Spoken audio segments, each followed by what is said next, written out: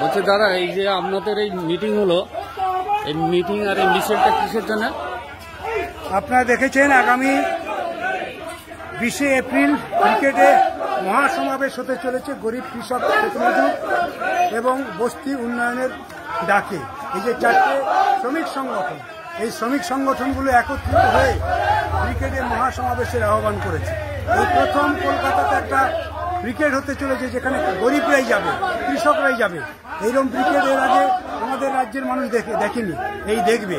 সেইটাকে সামনে রেখে আমরা সব গরিবের কাছে পৌঁছানোর জন্য, পাড়ায় পাড়ায় পৌঁছানোর জন্য, পাড়া মিটিংয়ের জন্য, গরিবদের মধ্যে যোগাযোগ বাড়ানোর জন্য প্রতিদিন প্রতিনিয়ত প্রত্যেকটা ব্লকে, গ্রামে, অঞ্চলে এরকম সভা সমিতি মিছিল হচ্ছে।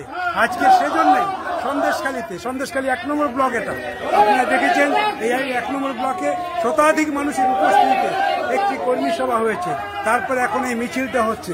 আমরা বলতে চাই, গোটা দেশে জিনিসপত্রের দাম আকাশ ছোঁয়া, মানুষ ক্রয় ক্ষমতার বাইরে চলে যাচ্ছে, মানুষ কিনতে পারছে না, কৃষক ধরাশায়ী, তার ফসলের দাম পাচ্ছে না,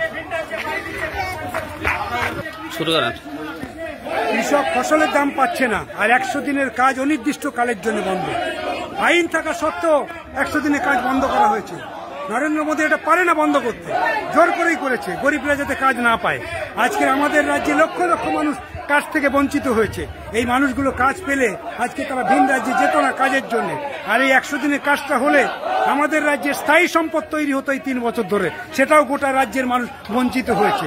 অর্থাৎ 100 দিনের কাজ বন্ধ করে গরিবকে যেমন ঠকিয়েছে, মানুষকে যেমন ঠকিয়েছে, তেমনি গোটা রাজ্যে আমাদের স্থায়ী সম্পদ নষ্ট হয়েছে। আজকে আমাদের রাজ্যের মানুষের পাট্টা জমি বেহাত হয়ে যাচ্ছে, জোর করে লুট করে নিচ্ছে তৃণমূলের লোকেরা। গোটা রাজ্যে এবং দেশে এই আইন তৈরি করছে।